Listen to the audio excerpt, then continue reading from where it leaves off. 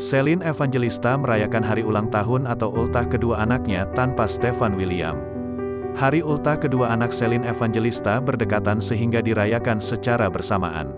Namun di momen kebahagiaan sang anak, ayahnya Stefan William tidak terlihat hadir. Hanya Celine Evangelista sendiri menemani anaknya tiup lilin tanpa Stefan William. Celine Evangelista nampak bahagia lantaran anaknya Lucio Otil William berulang tahun kelima dan Eadred Koa Louis Miguel ketiga.